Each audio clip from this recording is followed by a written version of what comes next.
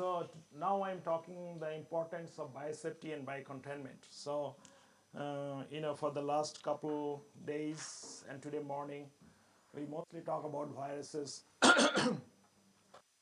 pathogen management of those, but majority of them are BSL-3 and BSL-4 pathogens. But we need to be educated. Should handle it. Even as undergraduate students, you know when you go to master's level or PhD, you work some organisms, get a basic idea before you go to that field.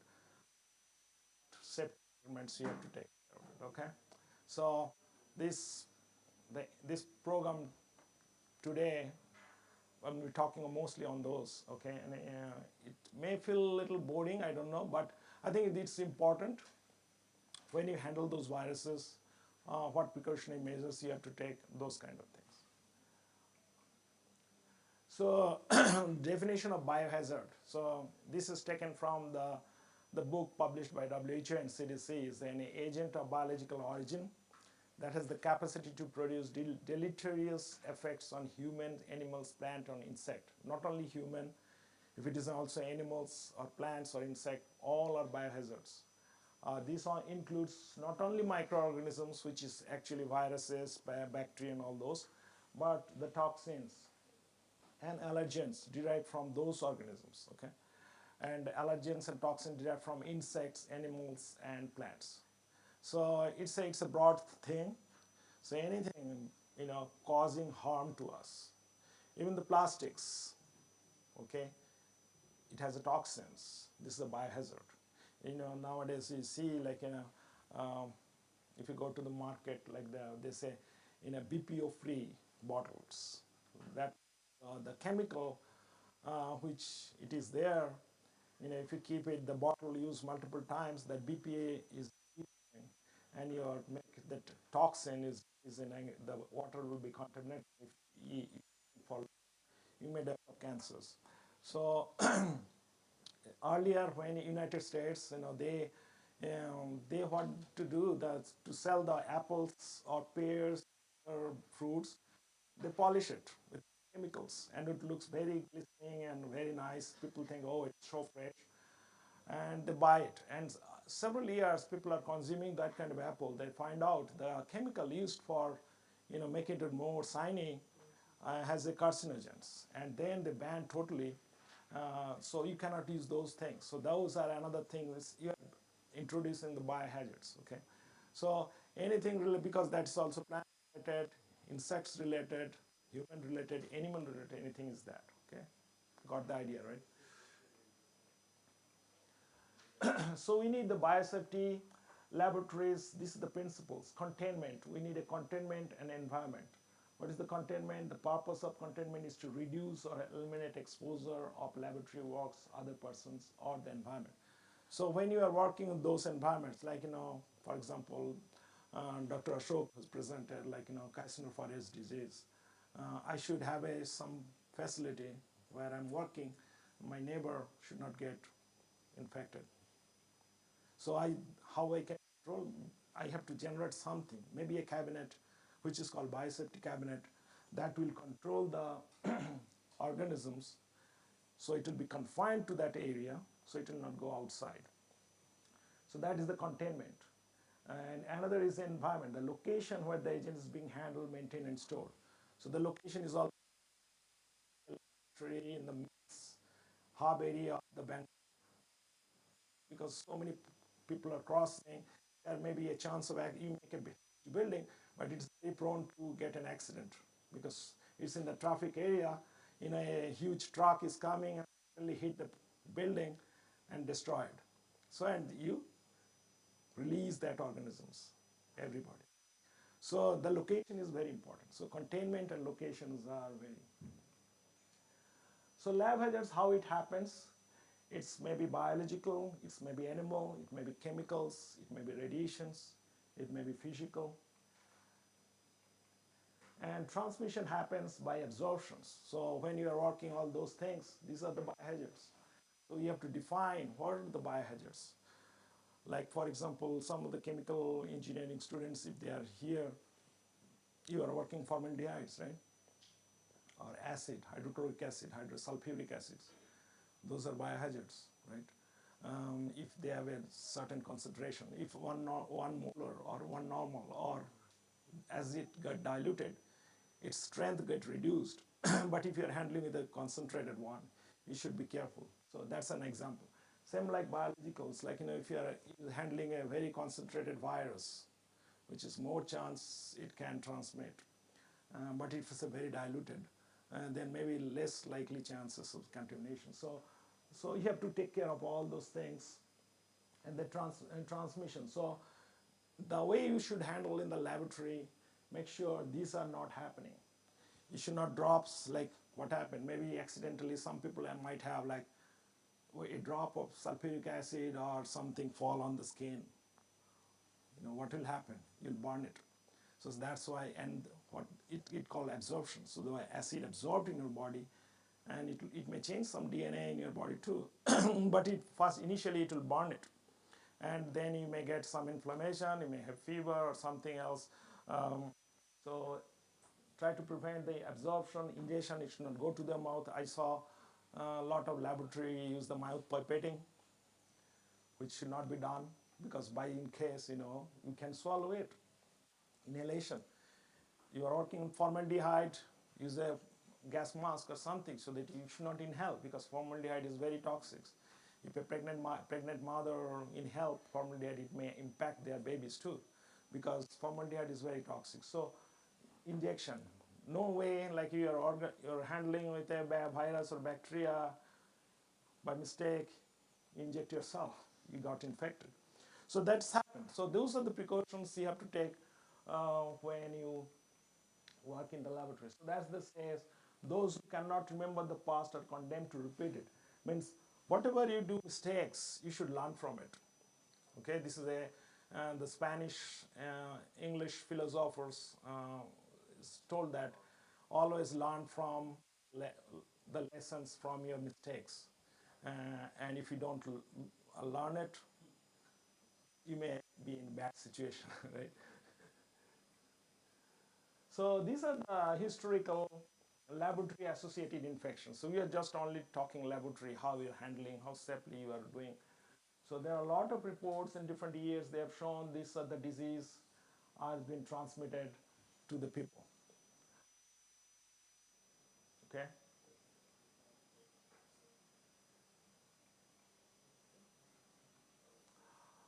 Laboratory infection most frequent. So they have. So this is the data from United States. We don't know the other countries, and also, so they have, why oh, this has happened, because every United States, every laboratory, every university, every academic stations, even the government or public sectors, it's all under the CDC and USDA law regulations. Okay, somebody working on the brucella, which is very infectious, coxiella is another BSL4 thing, mycobacteria to BSL3, hepatitis virus. So all those organisms, when you're handling, if something mishap happens, like this guy is working and suddenly put the needle there, you have to report it. You have to report to the CDC, and if it is animal related, you have to report to USDA. So that's why they knows the number. So how many reports people have done so far. So they got those because CDC has all the inventory data, and they can find out that happened within that time point. Mistakes happens and people got exposed to those bacteria and viruses. So what different kind of accidents happen, like splash, spills, needle stick. Those are the major. But also, cuts happens. You are doing some dissections, some animals which is infected, and talking like this and cut yourself, right? Animal bites, mice mostly happens. Handling, you have not taken proper protection, your gloves, it bites it, but the mice was infected with some bacteria, so you got infection. Mouth pipetting, another major, but nowadays in United States, all the laboratory you cannot do mouth pipette, and there are none. So that's why they developed a the perspectives of this, they developed a biohazard symbols uh, to, to understand why this is important. 1970, CDC classified the etiological basis of standards. So that came out, and then they say, okay, this is the organism we should be handling carefully. It's not like water or Diet Coke, okay? So this is formaldehyde, this is acids, and you can see in the bottle that kind of label should be there, okay? Whenever you see that kind of labels there, that means it's a hazardous, you know.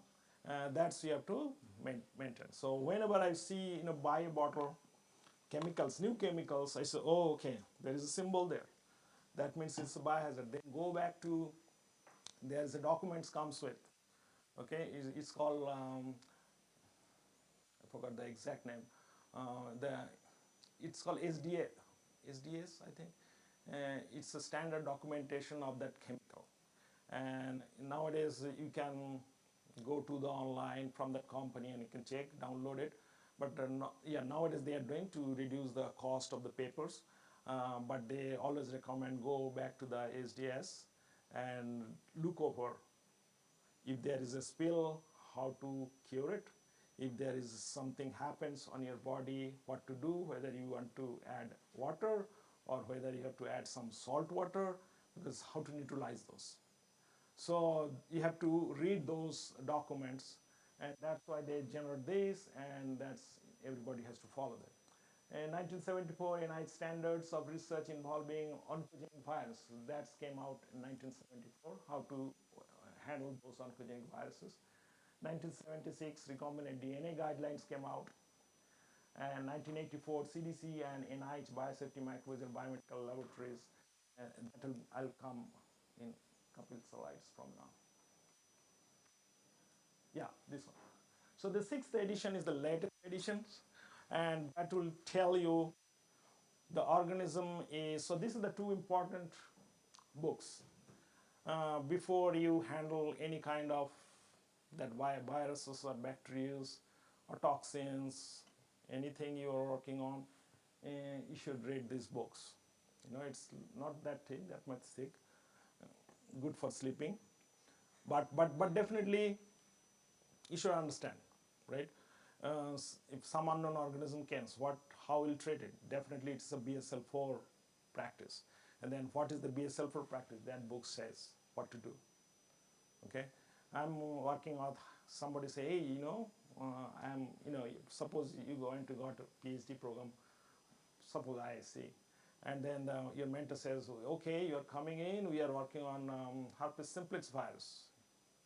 Then so, oh, what is that? In their book, it's written there, herpes simplex virus, what kind of environment need to do that kind of experiments.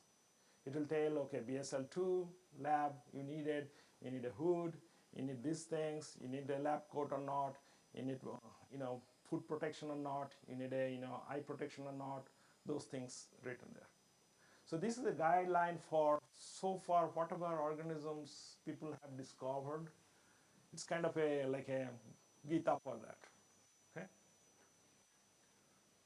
So yeah, I'll be referring that multiple times.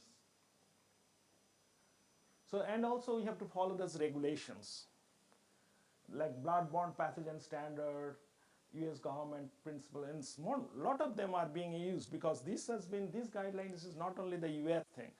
This is guideline based by the CDC, because CDC decides which organism is what rank. And WHO follow what CDC says. And all other countries follow what WHO says, right? So basically, what the United States is saying, the whole world kind of following that. So these books is not only meant for, oh, this is the United States, we don't care about, no. Because WHO, CDC, everybody following that guidelines, and you have to follow this. If you don't follow this, you're kicked out from the lab. Yeah, because this is under regulations. Because you may be responsible for contaminating that area, transmitting somebody. It's a huge thing. It's maybe a big lawsuit, right? Somebody can say, hey, due to you, I got infected. I'm suing him for 10 million, 10 crores or 100 crores rupees, give me. So that's why the regulation, but The lab should not be responsible for it. So the lab made a regulations. Okay, you follow this. If you don't follow it, you're out. I mean, that's true. It should be followed because that's the way you can safely work in the lab. If nobody follows it, then okay, then there may be a big catastrophe may happen, transmission, all those things. Even United States, it happened like, some lab did that and they closed down the lab. I remember like when I was in UC Davis, my postdoc, there is a like, this also includes radiations, okay? So radiations is some assays you need to use the radioactive material, and the, the PhD student never, you have to dump it properly. They have to store it because radioactive material also, they have a decay, right? They have a half life. Like some has like, 37 days, some has several years. Those are not rarely used for diagnostics. Those are used at the short half lives. Some has 15 days, right? So the strength when it comes, it's 100%. After 15 days, the strength will be 50%. So to store it properly, which is in a lead covered box or something, so the lead cannot, the radiation cannot come out through the lead. Probably somebody have went for chest X-ray or something, they put a jacket, okay? Then they take the chest X-ray, and the idea is same. The guy never take care of those and just, okay, I'm done, it's too late, I'm going. And then the inspection people came because the radiation safety, they are very strict. So they came in and they have a monitor and they're saying, oh, beep, beep, beep, beep everywhere. And then the fault, it has not followed protocol. It's the radioactive still sitting in the hood, in the biosafety hood. And they penalized, I think, several $1,000s. And the lab was closed for 3 months. And that money came from that PI's grant money. And it is also violation because NIH gave the money to the PI. So NIH says, oh, how I can rely on you? You're so negligible, you're so negligent that you don't care taking care of your staff, and government has to pay for it. So that is bad reputations too. So basically, these are the more regulations are very important. How you transfer this, how you store it, how you discard it, and when you possess some things, how you document it.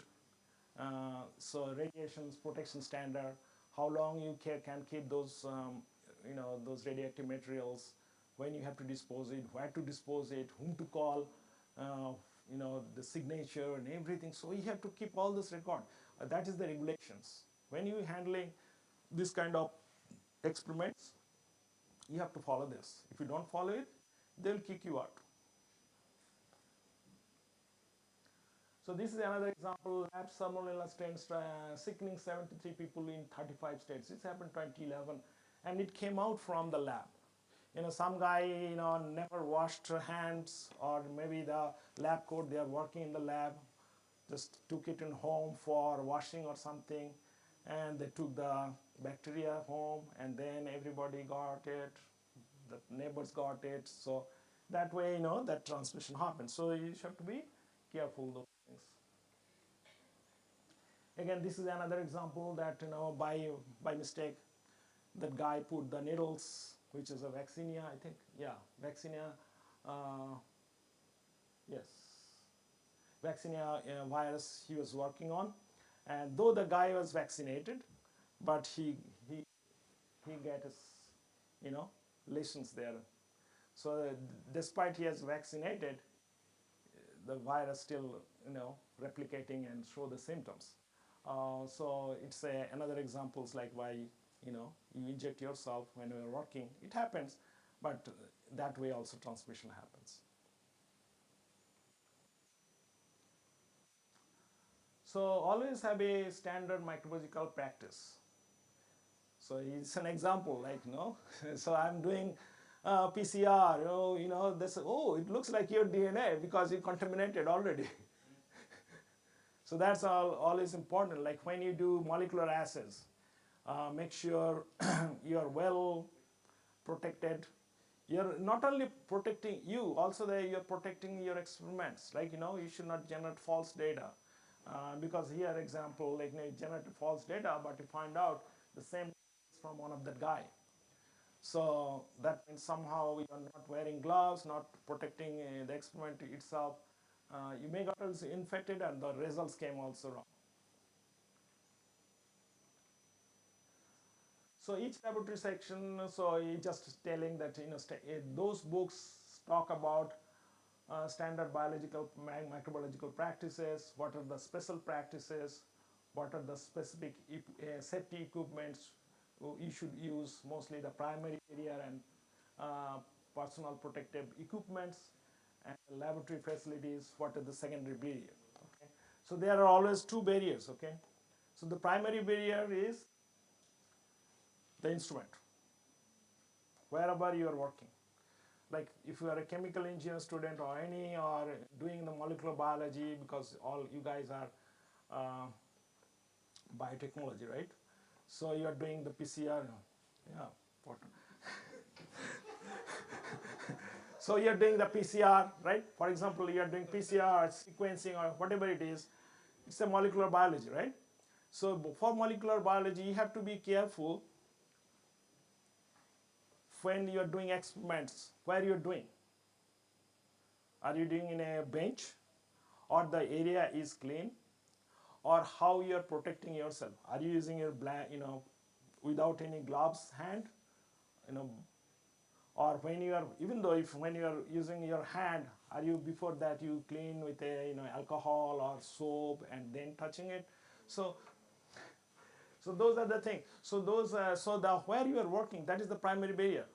Okay, so you may working on some pathogenic DNA, and then you, because if it is a positive strand, there is easily it can go somebody and infect. Some of the positive strand viruses are very pathogenic itself. You don't need any other protein. That's why primary barrier and then PPE, and the secondary barrier is the laboratory facility. Which building? This building is good, or there are multiple windows there. Window is coming, like wind is coming every time, and my DNA may be flowing every time.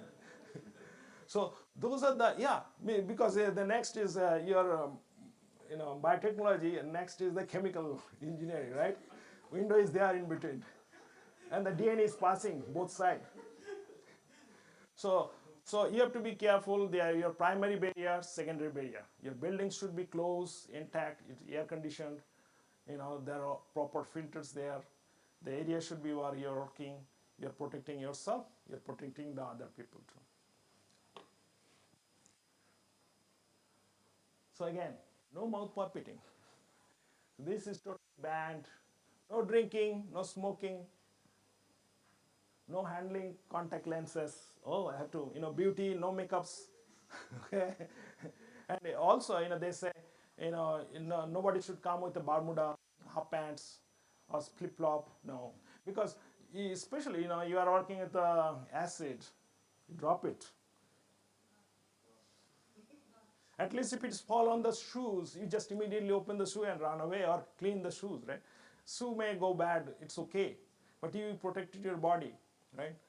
You easily go and clean with water or something. But that's why if you protect your body well, then you just open the dress and just run away.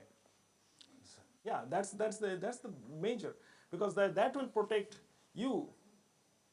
If we are half sleeve and working, suddenly it fall here. But at least if I full sleeve, something for you can take it out and you protect yourself. Again, so you are working with a DNA. The DNA is right there. You already spread the whole DNA there. So that's why when you're working, you have a mask, you have gloves, proper protections, and the other people also make sure, hey, you have not wear the gloves. You're in front of you. You're sneezing. I know yesterday. So also, other people may complain. So that's the way, it should work. It should be in a better work environment. If you follow this, less chance you got infected, less chance you got sick. Your results comes very good. You have not to repeat multiple times to get the same results. So those things are there. Okay. The same thing, when So when you put in a syringe in a vial also, you generate aerosols which you cannot see, sneezing we cannot see.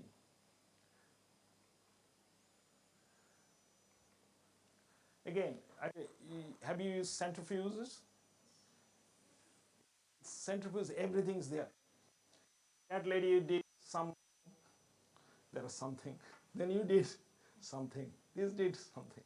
Everything is there. Then the other people, that lady went, did the experiment. Oh, I find your DNA, everything is there because it's contaminated already. He is for everything. Okay? So when that's the idea, whenever you do, make sure it is clean, it is reliable. Any instrument, it's an example of centrifugation, but any instrument you do, even the micropipettes, sometimes that's another skill. You need the skill to practice it, how you're doing. Sometimes, oh, I prefer it going to up. What you'll do? Are you using the filtered tips or not? Sometimes DNA or any kind of molecular work, you have to use filtered tips. Otherwise, nobody will believe your data. Okay, because whether the already some DNA inside the filter is coming back or go. So those things you have to think about. Okay, so this is an example of centrifuge. All centrifuges are actually contaminated, but when you do any experiment, make sure it's clean, it's everything right, and I can rely your data. So decontaminated all cultures standard. This is always the practice. Decontaminate all cultures, stocks, and any potential infectious material before disposal.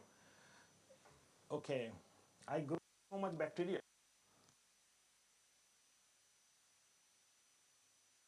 Have a beer or something, right? Go. No, that bacteria is still there, the plate, and it's growing, right? It's growing and it may contaminate others. And then the janitor who cleans, come and clean, he said, okay, he has no knowledge about it. He just dumped bacteria everywhere.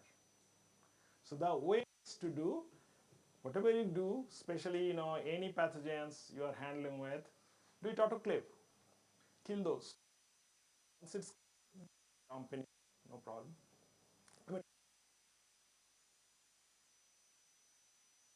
biohazard, still biohazard, because we are thinking 100% bacteria is gone. Have you done testing? No. So that's another thing. That's mostly done in BSL-4. Sometimes, oh, actually, I'll tell you. So there is an indicator there. When you clip, I don't know, you got body.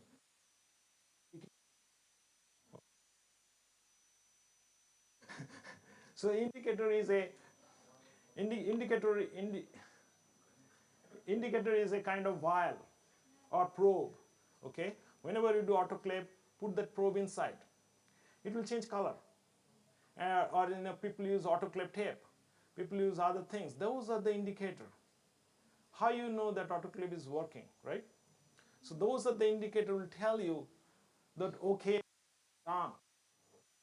And it's let's go, it's done.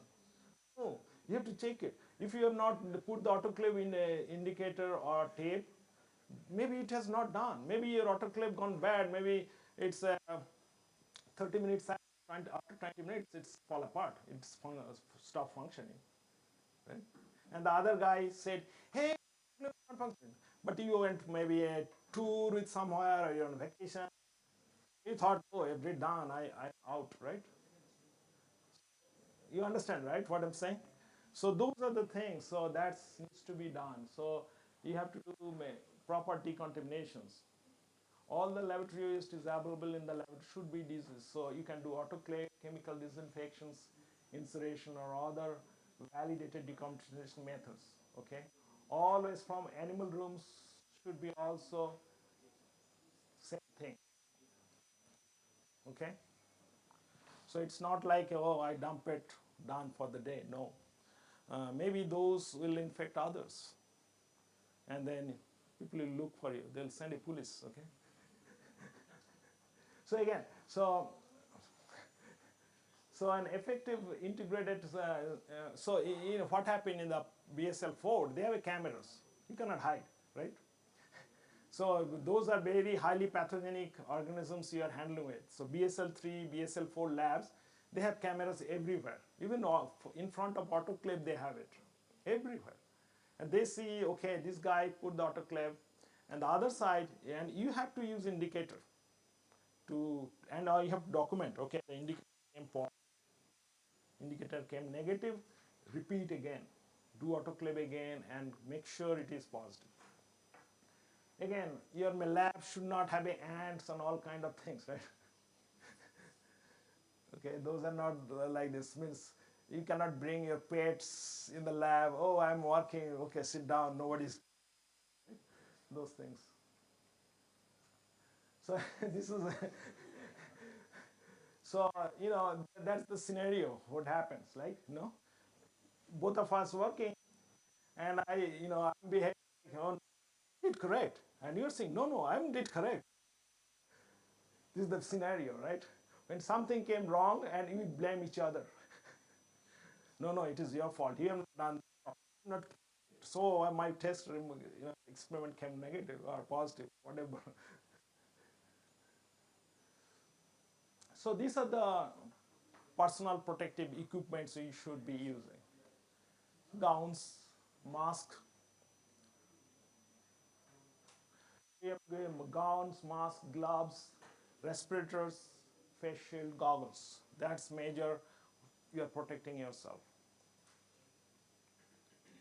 Hand hygiene, hand washing before you go, before you start your experiment.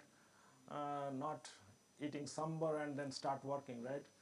Wash your hands properly, make sure your hands are clean, nothing there, then wear gloves, proper personal protective equipments, everything, then start.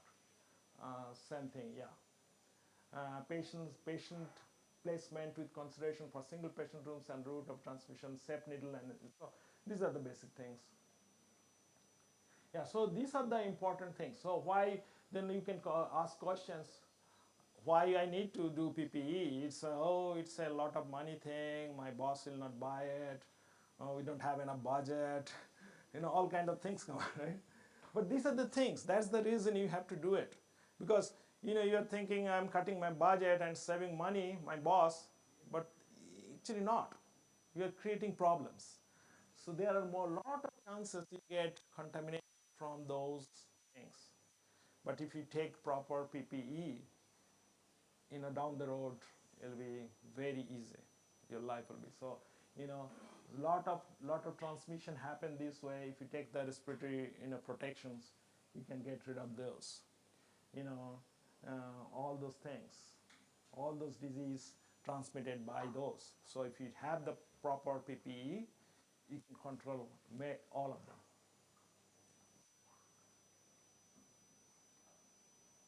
So OSHA, like it's a occupational safety health administration. Okay, they defined PP. Okay, and that has been followed by everybody. It's by CDC, WHO, and even every country. They have defined what is the level of PPE you should be using. So A, B, C, D, there are 4 levels. A is the more pathogen you have to follow for. A is the highest. Like somebody tomorrow you saw in the Times of India that there is a unknown pathogen outbreak and there are 12 people due to brain bleed or blood coming everywhere and something. That's a level A, because we don't know. There is unknown, so we have to take the highest protection. Okay, we have to take the highest protection. So you have to do everything: protective suit, protective gloves, all are chemical resistant. So we don't know what kind of bacteria or virus or pathogen may have to use different chemicals. And also you should not melt your all the dresses, right? Different chemical you are trying. So those dresses should be chemical resistance, and so those should be there. As we go down, so these are the lowest, level D. You just gloves, coveralls, chemical resistant boots, and safety glasses, those things. Those are the lowest which is we know does not do too much, follow the D. So the A is the highest and the D is the lowest. So the donning means how you put on, okay, how you put on the personal protective equipment, how you wear it, okay. There is this lab there, they have all like a gown there, mask there, goggles there, gloves there. Put it, first you put the gown, then put the mask, then put the goggles, cover your face, and then the gloves. So that's the practice, and that has been given by the CDC. This is the way you should do. You should not do gloves first, then those. So this is the sequence you have to do. And doffing. So once you wear those things, you don't know, right, where there is a splash or something, maybe for my gowns, some maybe on my face shield. So I don't know whether I open the face shield first or take out the gown first, or those things. So it will also says what to do first. You have to do gloves first, and then the goggles, then take out the gown, take out the mask, and then wash your hands. So this is the follow. So if you work in the lab, anything like pathogens like this, or in your future, print it out, go to the CDC website, print it out in your lab. You don't have to remember, just follow, okay, I have to do first this is gone. If you have any visitor come, your friend want to work with you, say, hey, follow that protocol. How to put it on, how to put it off. So there are two doffing one practices. One, you can do the previous one this way, or another you can do this way. You can take out the gown first, and when you take out the gown, you also take out the gloves together. So based on the biosafety level for uh, biosafety levels, we have categorized like 1, 2, 3, 4, right? In the first day talk we talk about. I'm just reiterating here again what is those. So it is that, I mean, Dr. Ashok also said the same thing. Uh, Well characterized agent. This came from directly from that book. Well characterized agent not known to cause disease. That is always BSL1. Okay, and he just used the standard microbiological practice. Agents associated with human disease and pose moderate hazards. So biosafety level 2.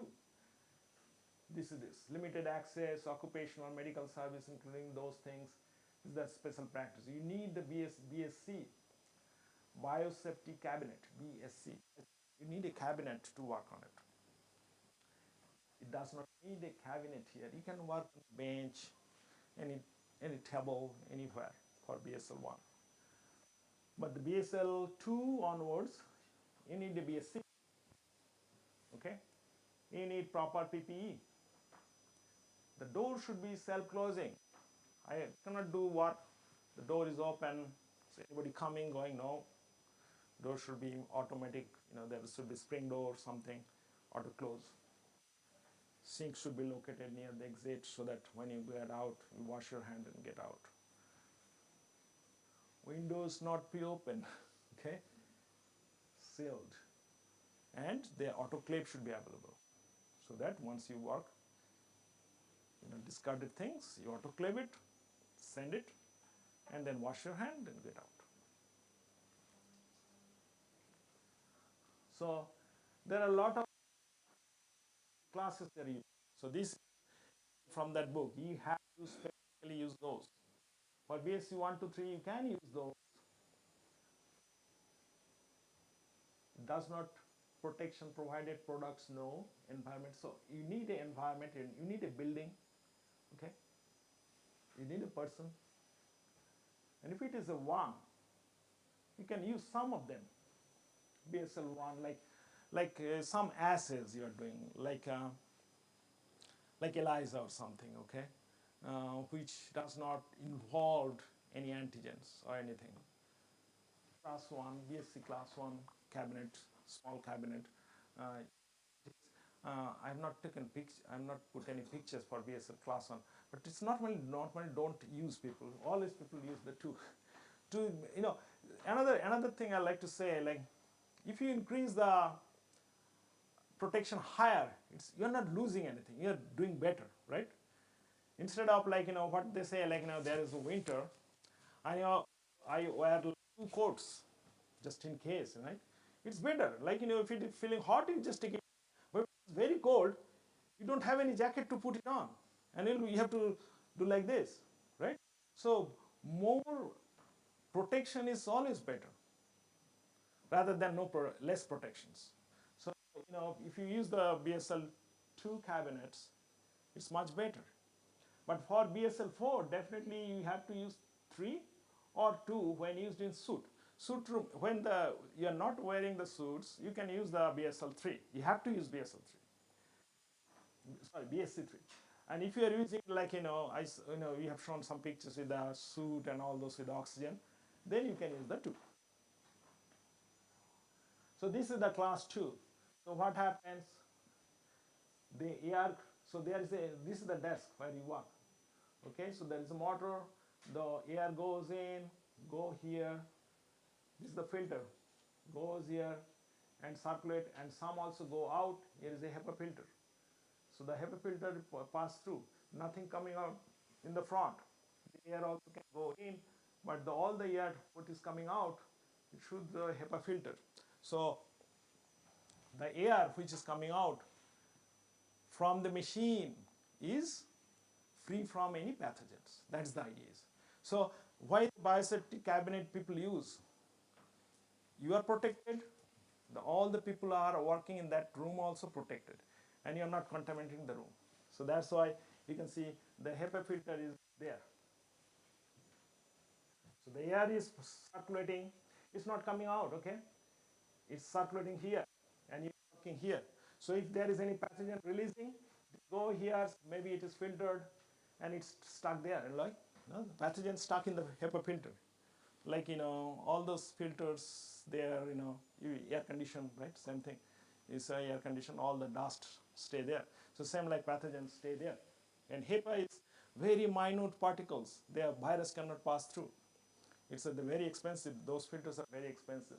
So the virus will not get outside of this cabinet. So you are working here, it's very safe. It's not coming to you. Air is circulating, and whatever air is coming out, it's free from pathogens. That's the funda of all cabinets, biosafety cabinets. Same here.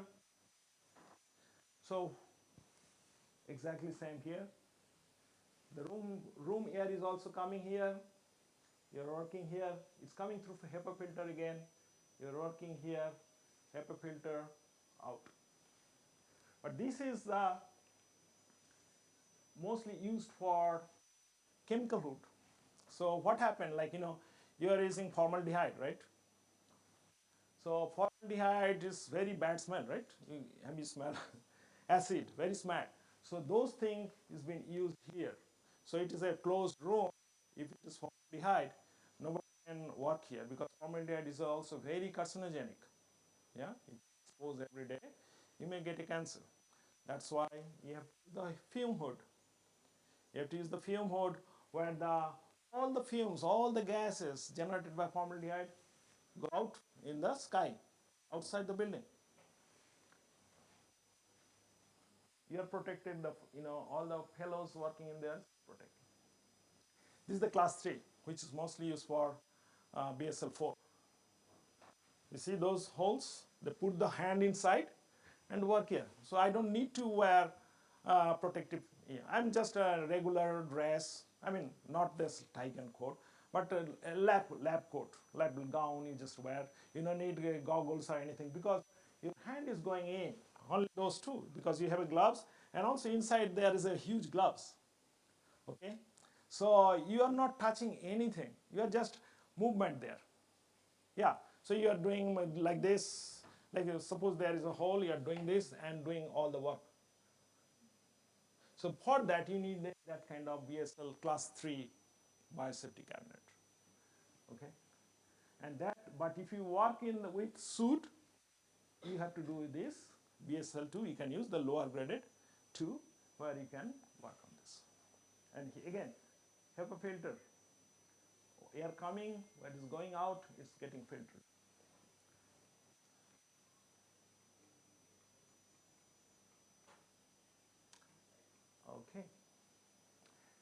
What is laboratory biosecurity?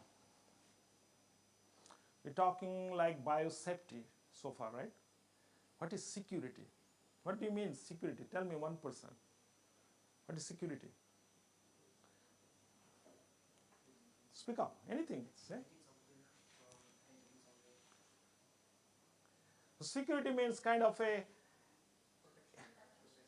yeah, security means I'm maintaining, I'm following something, a principle, right?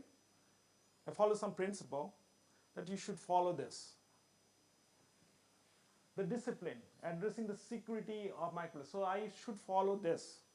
I should not deviate from this. There should be very well written SOP, which is called Standard Operation Protocol. Okay, it's documented. It has been validated. People, people all authenticated. They say, okay, this is the way you should do. Then you should not. Nobody will get any pathogens. So this is the discipline addressing the security of microagents and the threats posed to human health and the economy by the deliberate misuse or release. So you have made a policies, okay, measures, regulatory frameworks. So these are the kind of laws. Okay, and means I have a nice SOP. You have to follow it. If you don't follow it, you'll be penalized. Okay, yeah, exactly. For BSL4, they do background checking to FBI, everything. How for me also, you need FBI, everything been checked. Whether in with anybody, any organizations, I'm clean. That means those are biosecurity. It means this person is working, we can rely on. He's not involved with any other organization or anything. He's a clean person. He'll follow the protocol. He has never done any violation. He always follow this. There is no record, like a police check. If you're driving, you hit somebody, say, hey, let's see a driving record. Oh, he has 10 hits already. Your driving may be revoked, right? Driving license may be revoked. But if you say, oh, it is the first time in his life, okay, your record says totally clean, it is an accident, by mistake you did it. Okay, this time we will not do anything. Sometimes maybe they minor fees or penalties, those things. But if you are doing regular basis, it's a kind of violation of biosecurity. Like you're not following the driving normal practice. Where 60 miles, 60 kilometers you have to drive, you're dying 80, 100, which is not allowed, right? You're drinking, driving, you're talking, phone, smoking, and I don't know how you're driving, right? So those are the things, these all for the laboratory, I'm talking here now, you have to follow those things. Policies, measures, and regulatory framework, they implanted on those so that they knows they can rely on that you are working safely. So this is my lab. I took the picture. I think this also you can get on the website too. NIH still there. These are my technicians. So this is kind of situation in NIH. Yeah. So they have to wear this suit, which is positive pressure, and this is the hood. This is the -80. I think this is the -80 we have. This is the incubator, and we have the computer. So, and just next to it there is a sink. So wherever once you finish, you wash your hands. I mean, no, sorry, wash means outside gloves hands. You have to wash it outside gloves hand, and then go to the chemical shower. Then you take a shower for 5. I think it's 3 minutes, 3 or 4 minutes shower. You have to stand like this. There is a chemical pouring on you, microchem. And then there is a brush. You have to rub it, and then you put your legs. Okay, you put your legs there. You put your hands there. Make sure the idea is like the whole outer part of the body, the suit, should be decontaminated. You understand decontaminate means there is no pathogens left because you are working there. There may be something, so many splash and something happen, or you drop something, or maybe the room itself they have a lot of pathogens there, right? Still there.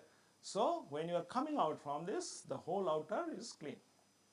And then you take after the came shower, there is a water. So you take another shower to get rid of those chemicals too, and then you can come out. So I'll show you the another video, but maybe not the chemical shower. And there is the autoclave is there. So before you leave, put the autoclave. That is all programmed. So you just press the button, and it will do all the things.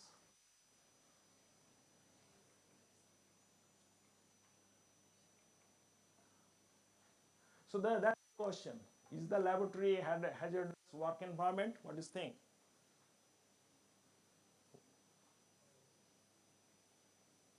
Tell me.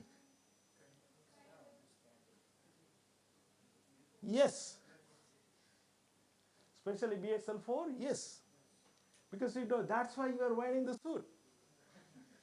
If it is not the biohazard, why you have to go? You can go anywhere, right? So that is the question. Is that is in a hazard? Yes.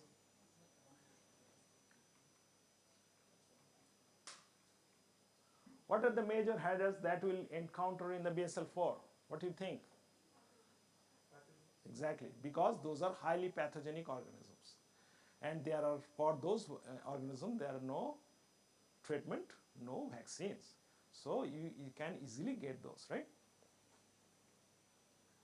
What will you do to minimize probability of those things happening? Hmm? Yes. So that's why you wear this. That's why when you come out, you take the chemical shower to get rid of, so you know that your suit, which you'll wear again maybe sometime today, that day, or next day, it's clean, so you can rely on that and go again to do our prayer. So now talking about 3 and 4, okay, I'm just talking this. So the 3 is the indigenous or exotic agents may cause serious and lethal disease through the inhalation route. Okay, that's why tuberculosis, TB, this mycobacterium tuberculosis is the BSL-3 that Dr. Ashok has presented, Cassandra-Foy's disease, BSL-3. Okay, those are those, and that cases you can read it is too much writing, but that's the same. You need to BSc, all the BSc is needed. There is no question asked. Okay, and the 4, that's the word. It's taken from that book. You know, everybody has to follow that book. So dangerous exotic agents that pose high individual risk of aerosol transmitted laboratory infections and life-threatening disease that are frequently fatal, for which there are no vaccines and treatments. So even I just said, like tomorrow if you see the Times of India say there is an outbreak, 12 people died. What will do? BSL-4. 4, I am treat it as a 4 because with the organism we don't know where from it came. So I always handle that. If I am a health worker, or if I am a researcher, or if I am the frontier person, I have to go fast. I'll protect myself as a BS4 guy who can handle those. I'll take proper PPE and go there. Okay.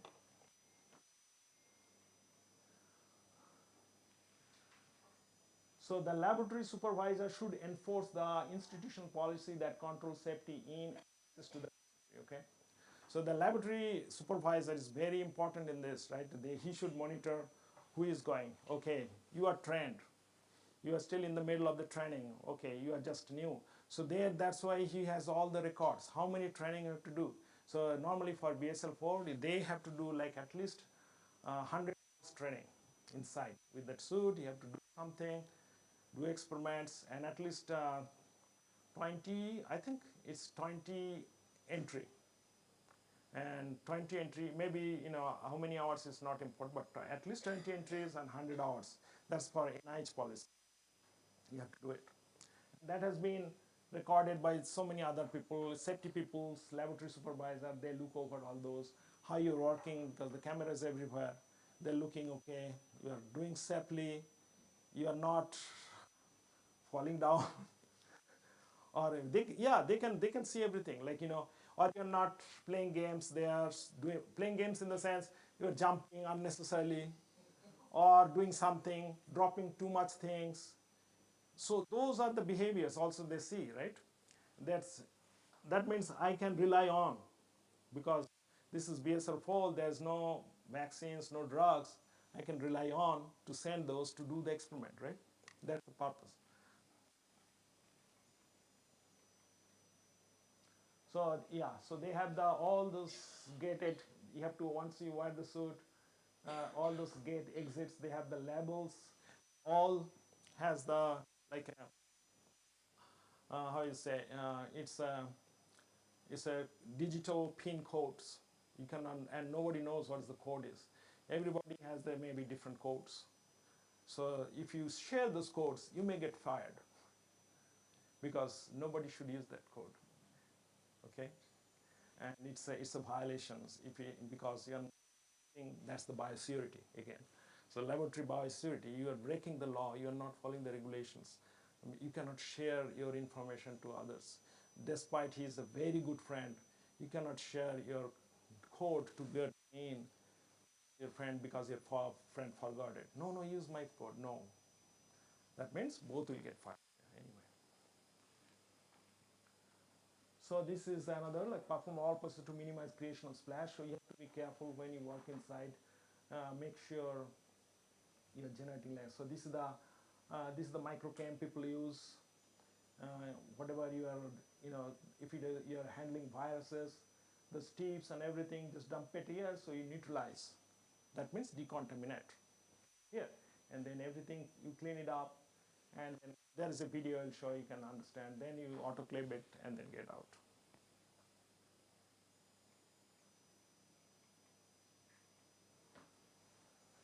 Sometimes it's giving problem.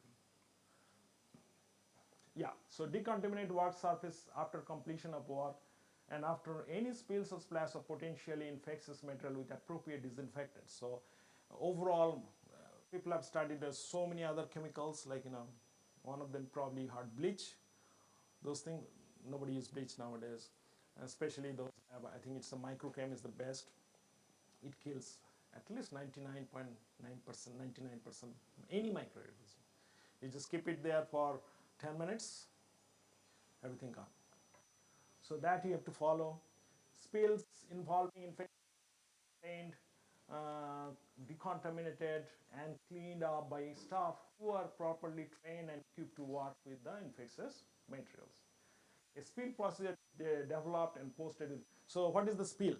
Like, I'm doing this, I'm with Sue, right? I'm carrying something, and it fall down. So what will do? So that's the spill protocol. So there is a broom, there is a bucket there, the microchem is there. So you put microchem, make a solution, you clean it, and then spray with alcohol, let it dry, and then report it. Once you come, you say there is a spill, and I clean it up, everything. So it's properly documented, and you follow that. It's not like, oh, I have no time, I'm going. This camera is here, there. They'll find out and you'll get fired.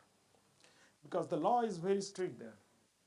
I mean, everywhere it should be, because you are handling it. So this is the cabinet BSC3. So you have to wear all those things.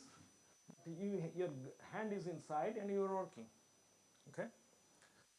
But you are working with the BSL-4 pathogens. But you don't need to, because the whole hood, this is cabinet 3. And this is the suite cabinet where you are protecting yourself and you're working in BSC2. And this is BSC3.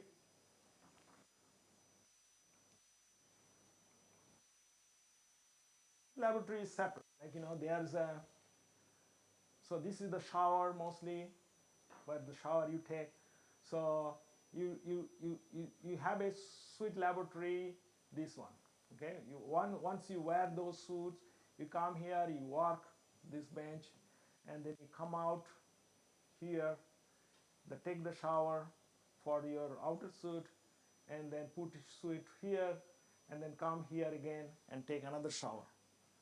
So you have to take 2 showers and then come out. So that's kind of written here.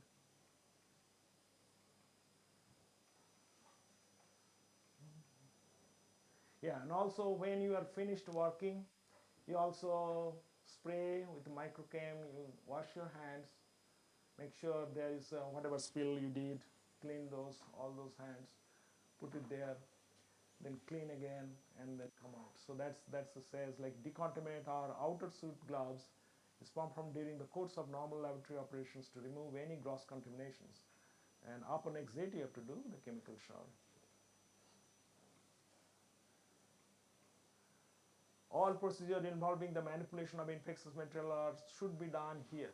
You cannot say, oh, I'll do, though I'm done it, so I'm protected, I can do it here. No. You have to follow this within the BSL too. No work with open vessels is conducted on the bench. No, nothing open can be done. Anything you want to open, you go inside, open it, and then close it, and then yeah. So this is the cabinet laboratory where you no need to wear all of those positive pressure suit. You go there and use it.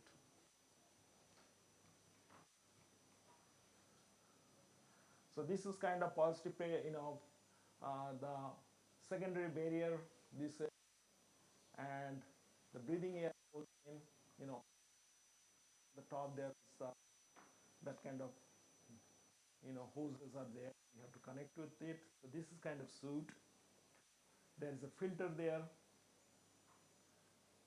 It's actually back there is this is a padded air pressure valve. And there is a HEPA filter here when the air goes in, and the HEPA filter goes up, and the pipes are there. It's going in the leg side, going in the hand side, and so it's giving aeration the whole body inside. And the back side there are kind of filters. So extra air it is come out, filtered through this and come out outside the room.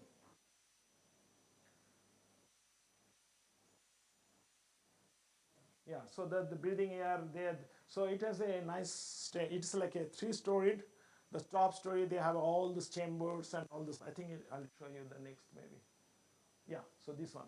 So this is the like 3, okay. Here is the mostly working happening, okay. All the lab are here, but there are 2 steps there. Oops. There's 2 steps there. So here is all those pre-filtered air supply. So the air is generated here and it is going to supply inside. And that air is being filtered. So there are a lot of filters coming here. These are the filters. So air generated, come here, get filtered, go in, and then hooked up with your pressure. And when that exhausted, so exhausted air, whatever air in that room, is again pre-filtered with this. All the room here from the 3rd floor is pre-filtered here.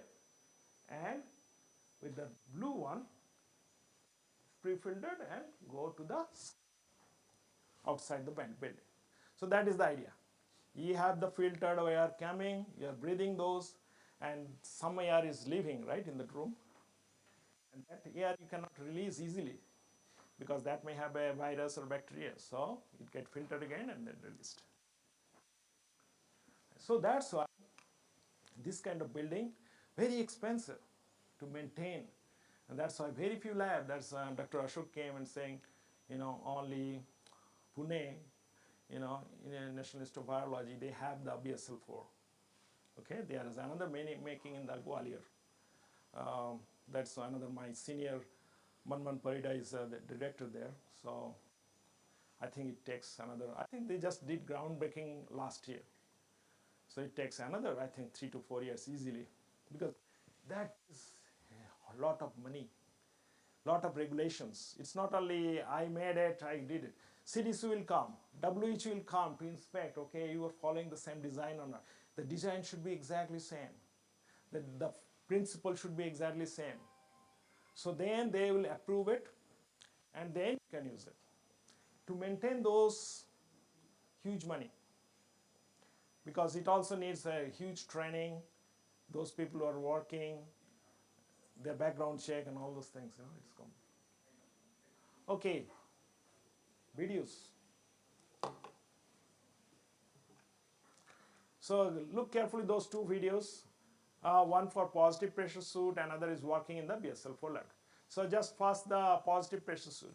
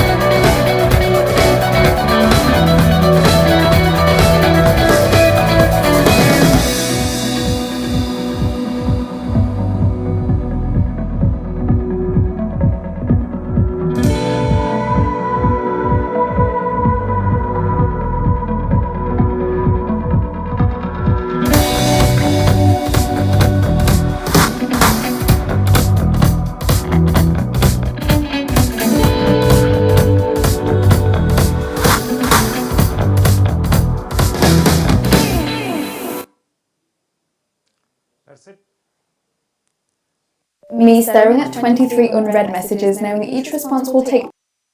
So, any questions?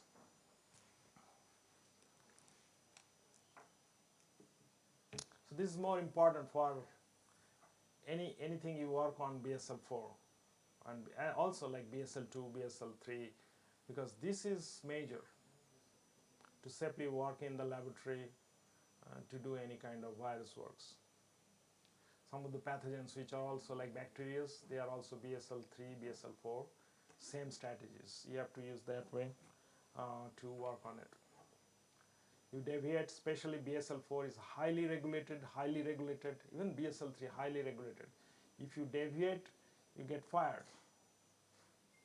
BSL 4 you deviate, you get fired, because those are like also like a home security, like it's a government regulated, they always think about how you're handling it. Can go somebody else, a third party, they can generate something bad, so they always monitor people who are working there.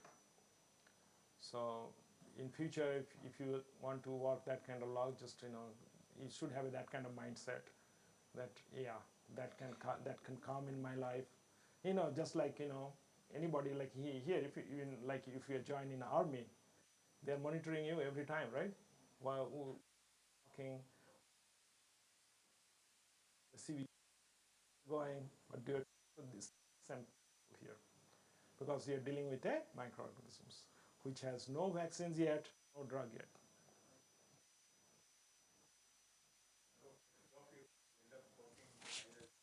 Yeah, I wish. No, it's a very good. I mean,